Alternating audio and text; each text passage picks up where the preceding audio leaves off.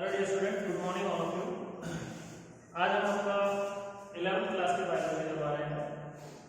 तो last video में हमारा जो लास्ट टॉपिक था बायोलॉजी का क्लासिफिकेशन, उसके अंदर ब्रीफली हमने बताया था किस तरीके से क्लासिफाई किया गया है। सबसे पहले एरिस्टोटल जी आए, एरिस्टोटल ने हमें बताया कि 2 किंगडम होते हैं, कार्बोनिफरस ने उनका समर्थन किया और साइंटिस्ट आए 3 किंगडम, 4 किंगडम, 5 किंगडम, इस तरीके से 5 किंगडम तक हमारा क्लासिफिकेशन पहुंच गया। और आज प्रेजेंट डे में हम 5 किंगडम क्लासिफिकेशन भी पढ़ रहे हैं। और आज सबसे पहले हम पहले किंगडम के बारे में बात करते हैं, इसका नाम है किंगडम मोनेरा। क्या नाम है इसका? Kingdom Monera.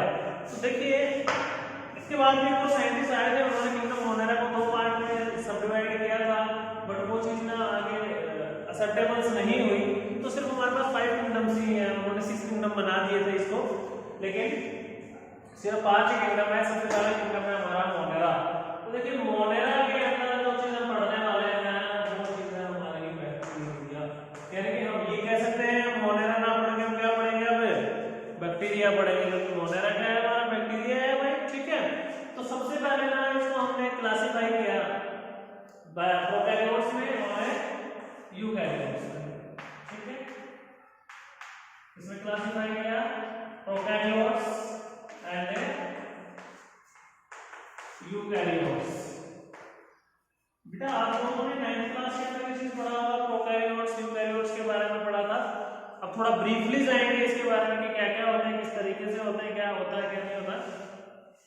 प्रोकैरियोट्स की बात करते हैं।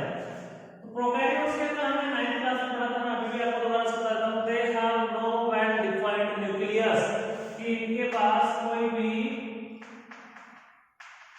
वेल डिफाइंड न्यूक्लियस नहीं होता है भाई, ठीक है। वेल डिफाइंड न्यूक्लियस नहीं पाया जाता है, न्यूक्लियस नहीं पाया जाता है इनके पास। न्यूक्लियस नहीं है इसका मतलब न्यूक्लियर मेम्ब्रेन भी नहीं है। न्यूक्लियर मेम्ब्रेन के साथ देखो हमारे पास चीज आती होगी यार, किसी सेल में न्यूक्लियस नहीं है, न्यूक्लियर मेम्ब्रेन भी नहीं है, तो इसके जो पार्टिकल्स हैं, जो डीएनए है, वो पूरी सेल्स में फैले हुए होंगे? नहीं, ऐसा नहीं होता है। ये मान लीजिए हमारे पास कोई सेल है, इसमें न्यूक्लियस हम बनाएंगे प्रोकैरियोट्स का, प्रोकैरियोट्स में न्यूक्लियस और न्यूक्लियर मेम्ब्रेन नहीं पाया जाता है। तो बेटा इस टाइप की जो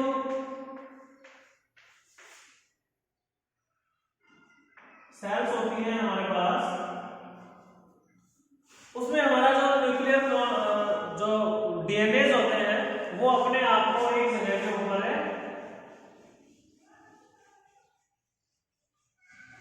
इकट्ठा कर लेते हैं हमारी सेल के अंदर। न्यूक्लियस ना होने के बावजूद कहाँ इकट्ठा करते हैं? किसी भी एक पोर्शन में इकट्ठा कर लेते हैं, और उस पोर्शन को हम क्या कहते हैं?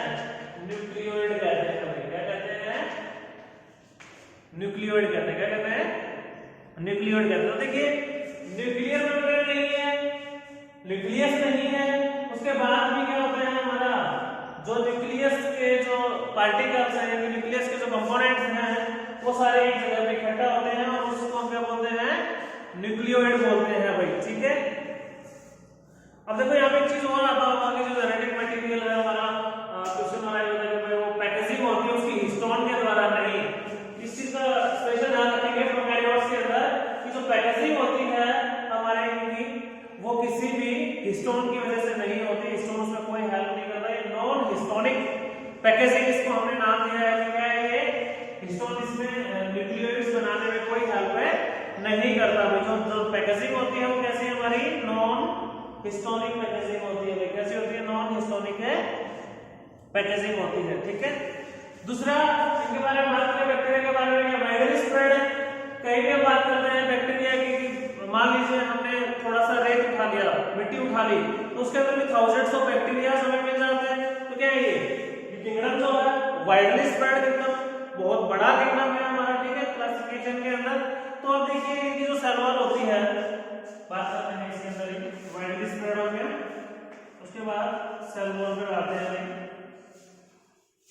बैक्टीरिया की जो सेल वॉल होती है वो बनी हुई होती है पेप्टिडोग्लाइकन की, पेप्टिडोग्लाइकन इसकी बनी होती है भाई, पेप्टिडोग्लाइकन की बनी होती है। पेप्टिडोग्लाइकेंस का मतलब क्या होता है, यानी इसमें शुगर और अमीनो एसिड्स पाए जाते हैं। लिख देता हूं यहाँ पे पेप्टिडोग्लाइकेंस की बनी होती है। पेप्टिडोग्लाइकेंस का मतलब क्या है, शुगर प्लस है अमीनो एसिड्स होता है, ठीक है। अब यहाँ पे एक चीज का याद रखेंगे हम, अब इसके अंदर कुछ एक एक्सेप्शन है कि जितनी सेल वॉल किसकी नहीं बनी होती। ऑलमोस्ट क्वेश्चन आता है कि सेल वॉल बैक्टीरिया की किसकी बनी हुई है, तो पेप्टिडोग्लाइकन की होती है, लेकिन इसमें एक एक्सेप्शन है, इसमें होता है भाई आर्कियोबैक्टीरिया,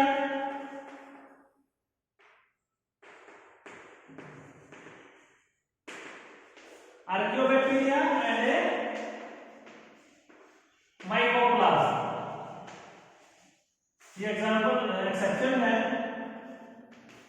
आर्कियोबैक्टीरिया और माइकोप्लाज्म की जो सेल वॉल होती है वो वही हमारी किसकी है, पेप्टिडोग्लाइकन की नहीं बनी हुई होती है, शुगर अमीनो एसिड्स की नहीं बनी हुई होती है।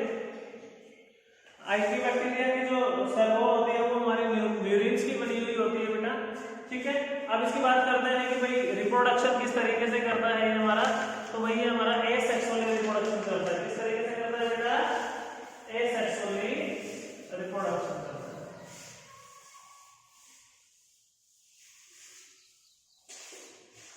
किस तरीके से रिप्रोडक्शन करता है ये, एसेक्सुअली रिप्रोडक्शन करता है, ठीक है। मोस्टली जो हमारे बैक्टीरिया होते हैं वो एसेक्सुअली रिप्रोडक्शन करते हैं, रिप्रोड्यूस करते हैं, ठीक है। उसके बाद अगली जो टाइप आती है तो हम उसकी शेप के ऊपर बात करेंगे कि हाँ किस तरीके के इनके अलग अलग शेप्स होते हैं। तो सबसे पहले मैं इसमें बताऊंगा शेप्स किस तरीके के। तो सबसे पहला जो पोर्शन होता है हमारा शेप के अंदर वो होता है हमारा कोकस। क्या होता है भाई, कोकस होता है। क्या होता है, कोकस होता है। दूसरा होता है हमारा बैसिलस। बैसिलस को रोड शेप बोलते हैं। क्या बोलते हैं, रोड शेप बोलते हैं। तो इनका जो स्ट्रक्चर है वो भी रोड की तरह होता है। किस तरह होता है, रोड, लोहे की जो रोड होती है उसकी तरह होता है। तो तीसरा हमारा है वो स्पाइरलम है।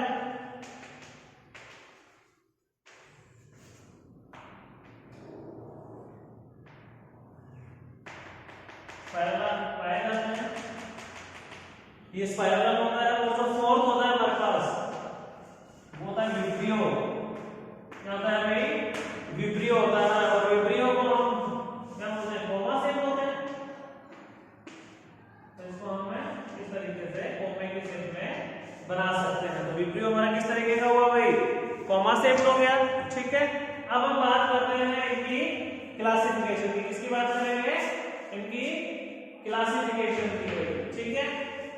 क्लासिफिकेशन के अंदर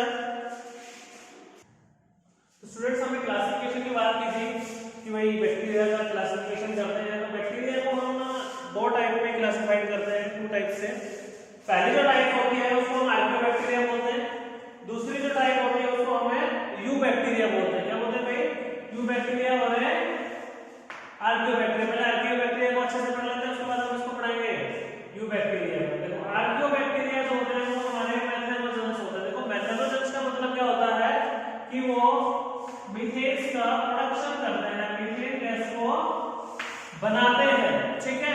और मीथेन गैस को बनाते हैं तो जनरली ये जो हमारे एनिमल्स होते हैं, काऊ होते हैं या बफेलो है, उनके इंटेस्टाइन में पाया जाता है। कहां पाया जाता है, ये उनके इंटेस्टाइन में जनरली पाया जाता है। जो कि जो काऊ डंग होता है हमारा, गोबर जो होता है उससे फिर हम गोबर गैस बनाते हैं। इनकी कौन सी गैस होती है, वो मीथेन गैस होती है, इसको यूज करते हैं। तो उसको कौन फिक्सेशन करता है, हमारा मेथनोजेंस फिक्सेशन करते हैं। यहां से पीएमटी के अंदर हमारा क्वेश्चन अराइज होता है कि मान लें कि आप किसी एरिया से जा रहे हैं और वहां पे बहुत हार्शी स्मेल है, तो वहां पे किस प्रकार के बैक्टीरिया है वो प्रोडक्शन कर रहे हैं। तो यहाँ पे यदि ऑप्शन में आर्कियोबैक्टीरिया है तो बहुत अच्छी बात है, नहीं तो हम याद रखेंगे किसको, मेथनोजेंस को। मेथनोजेंस कहां पाया जाता है, मेनली इंटेस्टाइन में एनिमल्स के पाया जाता है। हेलोफाइल्स होते हैं। हेलोफाइल्स का मतलब क्या होता है, हेलो का मतलब होता है सॉल्ट और फाइल्स का मतलब होता है बैक्टीरिया। तो वो वाले बैक्टीरिया जो कहां पाए जाते हैं, सॉल्टी एरिया में पाए जाते हैं, जहां पर नमकीन जैसे पानी वाला समुद्र है तो कहां पाए जाएंगे, समुद्र में पाए जाते हैं। कि सॉल्टी एरिया जैसा भी जो भी सॉल्टी एरिया है वहां पर पाए जाते हैं हमारे आर्कियोबैक्टीरिया। तीसरा ये है हमारे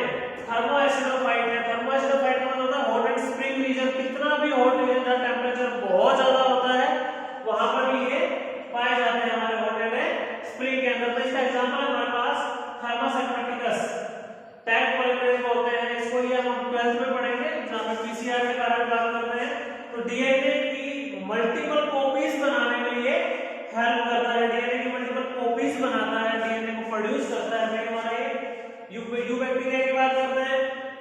यू बैक्टीरिया हमारा ट्रू बैक्टीरिया होता है। किस तरीके का बैक्टीरिया होता है? ये ट्रू बैक्टीरिया होता है और क्लोरोफिल भी प्रेजेंट होती है। देखो यहाँ पे सिंपल सी बात है कि जब क्लोरोफिल प्रेजेंट है तो किस तरीके का न्यूट्रिशन करेगा? फोटोसिंथेसिस करेगा। ठीक है, क्लोरोफिल पाई जाती है तो क्या करेगा? ये फोटोसिंथेसिस करेगा, क्योंकि ऑटोट्रोपिक है, ये अपना भोजन खुद बना रहा है। इसमें भी एक स्पेशल टाइप होती है जिसका नाम है साइनोबैक्टीरिया। ठीक है, इसको बीसीजी यानी कि ब्लू ग्रीन एल्गी के नाम से जानते हैं भाई। किसके नाम से जानते हैं? ब्लू ग्रीन एल्गी के नाम से जानते हैं। ठीक है, तो देखिए फोटोसिंथेसिस किया, ऑटोट्रोपिक हुआ, किसने किया? साइनोबैक्टीरिया ने किया। साइनोबैक्टीरिया का भी जो नाम है वो क्या है? बीसीजी। तो क्वेश्चन अराइज होता है एमटी में कि भाई एक तो पहला ही क्वेश्चन है कि ट्रू बैक्टीरिया किसको कहते हैं? वहां पे बहुत सारे नाम मिलेंगे, तो ट्रू बैक्टीरिया किसको कहा जाता है? हमारा यू बैक्टीरिया को कहा जाता है। फोटोसिंथेटिक प्रोसेस से कौन सा बैक्टीरिया अपना न्यूट्रिशन लेता है? तो साइनोबैक्टीरिया या बीसीजी। अब यहाँ पे ब्लू ग्रीन एल्गी। अब यहाँ पे पीएमटी में 2-3 बार क्वेश्चन अराइज किया गया है कि जो ब्लू ग्रीन एल्गी है, बीसीजी है, वो ग्रीन है, ब्लू है, रेड है बैक्टीरिया। तो इसका आंसर है बैक्टीरिया, क्योंकि इसका नाम ब्लू ग्रीन एल्गी है लेकिन क्या है? ये बैक्टीरिया है, साइनोबैक्टीरिया है। ठीक है, उसके बाद ब्लू बैक्टीरिया की बात करेंगे, वो कीमोसिंथेटिक नहीं करता है, यानी जो बचले तो वो किस तरीके से करते हैं? अपना केमिकल्स की सहायता से अपना भोजन बना सकते हैं। इसके लिए हमारे पास 2 एग्जांपल होते हैं, एक तो नॉस्टॉप होता है, एक एनाबिना होता है। ये बैक्टीरिया क्या करते हैं भाई? नाइट्रोजन का फिक्सेशन करते हैं, जो हमारे एनवायरनमेंट में पाई जाती है उसको क्या करते हैं? नाइट्रोजन का फिक्सेशन करते हैं, दूसरों के ऊपर डिपेंड करते हैं। और भाई यदि क्वेश्चन हमारे पास अराइज होता है कि बैक्टीरिया किस टाइप का न्यूट्रिशन करते हैं, तो हम यहाँ पे बोल सकते हैं कि बैक्टीरिया हेटेरोट्रोपिक न्यूट्रिशन करते हैं। तो ये हमारा किंगडम मोनेरा का पहला पार्ट है। इसके बाद एक पार्ट हो जाएगा, उसमें किंगडम मोनेरा फिनिश कर देंगे। थैंक्स।